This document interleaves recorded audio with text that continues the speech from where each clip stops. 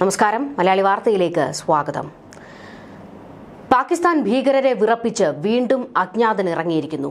ജെയ്ഷെ മുഹമ്മദ്, ലഷ്കർ തൊയ്ബ, ഹിസ്ബുൾ മുജാഹിദ് ഭീകര നേതാക്കളെല്ലാവരും മാളത്തിൽ ഒളിച്ചിരിക്കുകയാണ്. ഓരോ തലകളായി വീഴ്ത്തിക്കൊണ്ട് അജ്ഞാതൻ മുന്നേറുന്നു. ഹിറ്റ് ലിസ്റ്റിൽ ഇനി എത്ര പേരുകളുണ്ട് എന്ന് വ്യക്തമല്ല. എല്ലാ തലകളും അരിഞ്ഞു വീഴ്ത്തിയിട്ടേ അജ്ഞാതന് വിശ്രമമുള്ളൂ എന്നാണ് തോന്നുന്നത്. പാകിസ്ഥാനിൽ ജെയ്ഷെ മുഹമ്മദ് ഉന്നത കമാൻഡർ ദുരൂഹ സാഹചര്യത്തിൽ മരിച്ച നിലയിൽ ഇപ്പോൾ റിപ്പോർട്ടുകൾ പുറത്തു വന്നിരിക്കുകയാണ്. ഗസ്വായി ഹിന്ദ് സിദ്ധാന്തത്തിന്റെ വക്താവായ മൗലാന അബ്ദുൾ അസീസ് എസാറിനെയാണ് ജൂൺ 2 പാകിസ്ഥാനിലെ ബഹാവൽപൂരിൽ ദുരൂഹ സാഹചര്യത്തിൽ മരിച്ച നിലയിൽ കണ്ടെത്തിയത്. ബഹാവൽപൂരിലെ ജെയ്ഷെ മുഹമ്മദ് ആസ്ഥാനത്തെ മർഗാസിലാണ് ഇയാളുടെ ശവസംസ്കാരം നടന്നത്. ഓപ്പറേഷൻ സിന്ദൂറിൽ ഏറ്റവും കൂടുതൽ നാശനഷ്ടങ്ങൾ സംഭവിച്ച സ്ഥലങ്ങളിലൊന്നായിരുന്നു ഇവിടം. 2019 പുൽവാമ ആക്രമണം ഉൾപ്പെടെ ഇന്ത്യയിൽ 1 ഡസനിലധികം പ്രധാന ഭീകരാക്രമണങ്ങൾ ആസൂത്രണം നടന്നത് ഇവിടെയായിരുന്നു. ടെലഗ്രാമിൽ ജെയ്ഷെ പ്രചരിപ്പിച്ച സന്ദേശങ്ങളിൽ അബ്ദുൾ അസീസ് ഹൃദയാഘാതത്തെ തുടർന്നാണ് മരിച്ചതെന്ന് അറിയിച്ചുവെങ്കിലും പാകിസ്ഥാൻ പോലീസിൽ നിന്ന് ഔദ്യോഗിക വിവരമൊന്നും ലഭിച്ചിട്ടില്ല. പാകിസ്ഥാനിലെ പഞ്ചാബ് പ്രവിശ്യയിലെ അഷ്റഫ് വാല നിവാസിയായ അബ്ദുൾ ഇന്ത്യയെ കഷ്ണങ്ങളാക്കുമെന്ന് പതിവായി ഭീഷണിപ്പെടുത്തുകയും കാഫിറുകളെ തുടച്ചു നീക്കുമെന്ന് പറയുകയും ചെയ്തുകൊണ്ടിരിക്കുന്ന ആളായിരുന്നു. കഴിഞ്ഞ മാസം ഒരു റാലിയിൽ ഇന്ത്യയിൽ നിന്ന് കശ്മീർ പിടിച്ചെടുക്കുമെന്നും ഇയാൾ ഭീഷണി മുഴക്കിയിരുന്നു. ഇന്ത്യ സോവിയറ്റ് യൂണിയന്റെ വിധി നേരിടേണ്ടി വരുമെന്ന് ഇയാൾ നിരന്തരം വെല്ലുവിളിച്ചത്. അബ്ദുൾ അസീസ് പാക് പട്ടാളത്തിന്റെ വലങ്കൈയാണ്. ഇയാൾ പാക് പട്ടാളത്തിലെ ഉന്നതരുടെ ഒപ്പം നിൽക്കുന്ന ചിത്രങ്ങൾ ഉൾപ്പെടെ പുറത്തു വന്നിട്ടുണ്ട്. പഹൽഗാമിൽ ഭീകരർ നടത്തിയ ആക്രമണത്തിന് ആയുധങ്ങൾ എത്തിച്ച് സഹായം നൽകിയതിൽ അബ്ദുൾ അസീസിന്റെ സംഘം ഉണ്ടായിരുന്നുവെന്നാണ് വിവരങ്ങൾ. ഇയാളുടെ മരണകാരണം എന്താണെന്ന് പാക് സർക്കാർ വ്യക്തമാക്കുന്നില്ല. അത് മൂടിവെക്കുന്നതിനുള്ള നീക്കമാണ് നടത്തുന്നത്. പാക് സർക്കാരും പട്ടാളവും വിഷയം മറച്ചുവെക്കുമ്പോൾ ചില പാക് മാധ്യമങ്ങൾ വീണ്ടും അജ്ഞാതൻ ഇറങ്ങിയെന്ന വാർത്ത പുറത്തുവിട്ടു. ഇത് പാകിസ്ഥാൻ പട്ടാളത്തിന് കനത്ത തിരിച്ചടി ഉണ്ടാക്കിയിരിക്കുകയാണ്. കൊടും ഭീകരനെ അജ്ഞാതൻ തീർത്തതാണെന്ന വിവരം കാട്ടുതീ പോലെ പരന്നിട്ടുണ്ട്.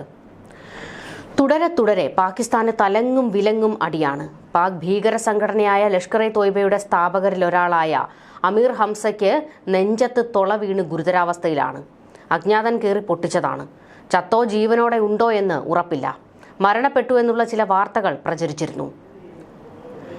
മെയ് മാസത്തിൽ പാകിസ്ഥാനിലെ സിന്ധ് പ്രവിശ്യയിൽ വെച്ച് ലഷ്കർ തോയ്ബയുടെ കൊടും ഭീകരൻ അബു സൈഫുള്ള ഖാലിദ് അജ്ഞാത സംഘത്തിന്റെ വെടിയേറ്റ് കൊല്ലപ്പെട്ടിരുന്നു. തീവ്രവാദികളെ ഇല്ലാതാക്കി ഇന്ത്യ മുന്നേറുന്നത് പാകിസ്ഥാൻ സൈനിക ഭീകര ബന്ധത്തിന് വലിയ തിരിച്ചടിയാണ്.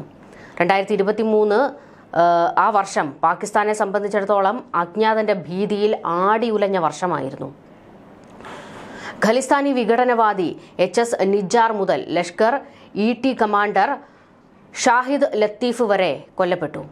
ഇന്ത്യ അന്വേഷിക്കുന്ന നിരവധി ഭീകരരാണ് 2023 പല മാസങ്ങളിലായി അജ്ഞാതരുടെ ആക്രമണത്തിൽ കൊല്ലപ്പെട്ടത്. ആരാണ് ഈ അജ്ഞാതൻ? എപ്പോഴാണിത് ആരംഭിച്ചത്? ഹിറ്റ് ലിസ്റ്റിൽ എത്ര ടാർഗറ്റുകളുണ്ട്? ഇന്നും പാകിസ്ഥാൻ മാത്രമല്ല, ലോകം മുഴുവൻ ചോദിക്കുന്നത് ഈ ചോദ്യമാണ്. പാകിസ്ഥാനിൽ 16 കൊലപാതകങ്ങളാണ് 2023 ഫെബ്രുവരി മുതൽ ഇങ്ങോട്ട് നടന്നത്. കൊല്ലപ്പെട്ട 16 പേരും ലഷ്കർ തോയ്ബ, ജെയ്ഷെ മുഹമ്മദ്, ഹിസ്ബുൾ മുജാഹിദ്ദീൻ തുടങ്ങിയ ഇന്ത്യ വിരുദ്ധ ഭീകര സംഘടനകളുടെ നേതാക്കന്മാരായിരുന്നു.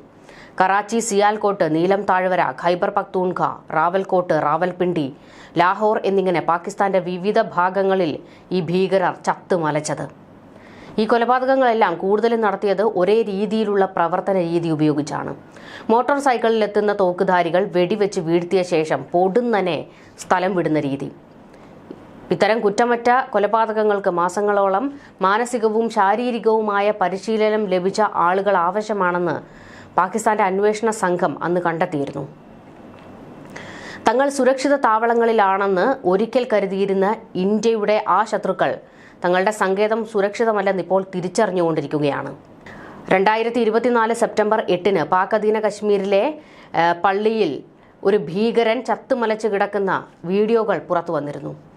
അന്ന് പാകിസ്ഥാൻ പട്ടാളം ഇന്ത്യക്കെതിരെ കയറ് പൊട്ടിക്കുകയായിരുന്നു. ഇത് ഇന്ത്യയിൽ നിന്നുള്ള നീക്കമാണ്.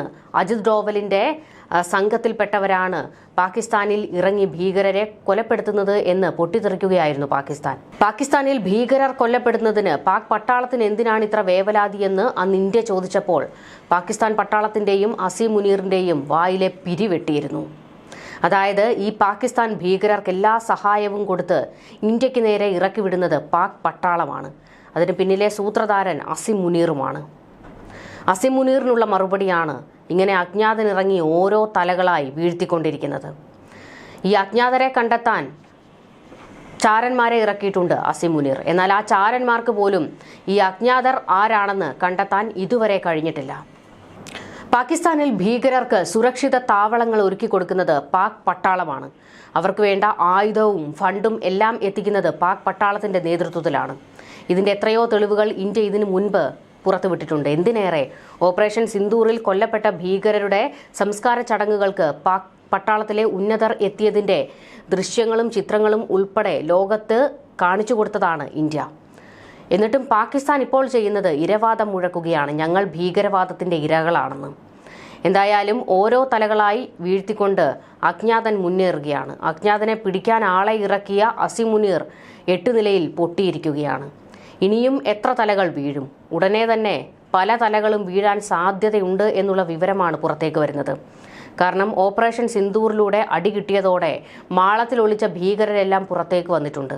ഇത് അജ്ഞാതന് കാര്യങ്ങൾ കൂടുതൽ എളുപ്പമാക്കിയിരിക്കുകയാണ്. ന്യൂസ് ഡെസ്ക് മലയാളി വാർത്ത.